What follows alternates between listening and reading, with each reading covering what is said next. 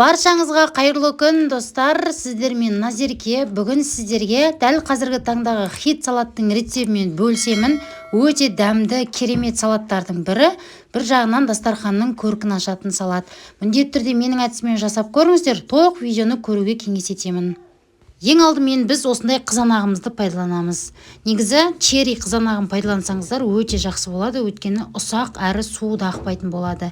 Если сіздерде черри қызанағы болмаған жағдайда, осындай күнделікті қызанақты алып пайдалансаңыздар болады. Бірақ бұл қызанақты өте сондай орташа қылып тураңыздар, сонда жеуге де өте ыңғайлы болады. Келесі кезекте қиярымызды дәл осы видеодағыдай домалақ етіп турап, қақ ортасынан бөліңіздер. Сонда пішіні де көркі де өте әдемі болып кесілетін болады. Келесі кезекте қандай сыр пайдалансаңыздар да өздеріңіз білесіздер. Мен моцарелла сырын пайдаланып жатырмын. 200 граммдай сыр пайдаланыңыздар, сол жеткілікті болады. Если сіздердің салаттарыңыз көп болғанын қаласаңыздар, 400-600 граммға дейін сыр қоссаңыздар болады. Бірақ сіздер қосып жатқан барлық салманың 3-4-ке көбейтіңіздер. Сонда сіздерде 4-5 порция шығатын болады. Піскен туралған етімізді саламыз. Өздеріңіздің қалауларыңыз формасын қалай тураласаңыздар да, және піскен және суып тұрған картопымызды қосатын боламыз.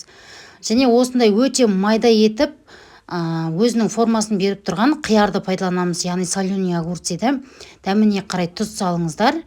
Және 1-2 ас қасықтай майонез қосыңыздар. Майонезді көп қоспаңыздар, өйткені біздің салатымыздың ішінде помидор болғандықтан сулы болып суы ағып кетуі мүмкін, сондықтан көп және қышқыл да болып кетуі мүмкін.